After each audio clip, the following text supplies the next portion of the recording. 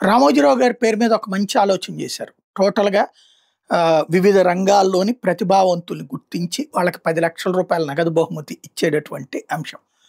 7గురికి ఏడాది ఇచ్చారు. రామోజీరావు గారంటే ఉన్న అభిమానం అనాలా? లేకపోతే ఈనాడు సంస్థల కోసం ప్రాణాలు పెట్టేటటువంటి వివిధ నాయకులు అనాలా?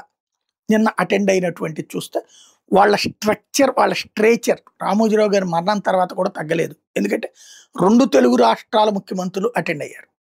వాస్తవంగా ఇంతకుముందు ఒక స్ట్రగుల్ ఫేస్ చేశారు. 2 రాష్ట్రాల ముఖ్యమంత్రులు కూడా అప్పుడు జగన్ అయినా, కేసీఆర్ అయినా వీళ్ళ మాట విని వీళ్ళ మాట ప్రకారం ఒదిగి ఉండేవాళ్ళు కాదు, ధిక్కరించేది.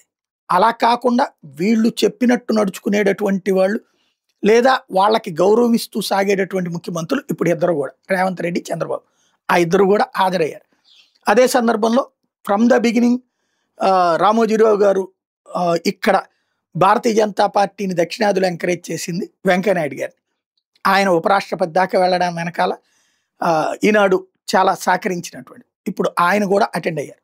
ఈ మధ్యన ఆంధ్రప్రదేశ్కి సంబంధించిన కార్యక్రమాల్లో తరచూ పాల్గొంటున్నటువంటి వ్యక్తి ఉపరాష్ట్రపతి రాధాకృష్ణన్. రాధాకృష్ణన్కి వెంకయ్యనాయుడు గారికి సాన్నిహిత్యం ఉండటం, రాధాకృష్ణ గారు మన తమిళనాడుకి సంబంధించిన వ్యక్తే కావడం, ఆయనకి తెలుగు గురించి కూడా పూర్తి అవగాహన ఉండటంతో ఆయన తరచూ అనేక కార్యక్రమాలకి, ఈవెన్ నిన్నగాక మొన్న సిఐ సదస్సుకు కూడా ఆయనే గెస్ట్ అనమాట. అట్లాగే ఆయన అటెండ్ అయ్యారు.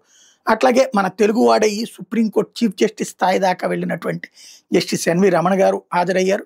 వాళ్ళందరి సమక్షంలో ఈనాడు స్టేటస్, ఈనాడు స్ట్రక్చర్ ఎక్కడా తగ్గలేదు అనేటటువంటి కాన్సెప్ట్ని ప్రొజెక్ట్ చేస్తూ వివిధ రంగాల్లో ఉన్నటువంటి ప్రతిభావంతులకి పురస్కారాలు ఇవ్వడం అన్నటువంటిది చాలా మంచి పరిణామం.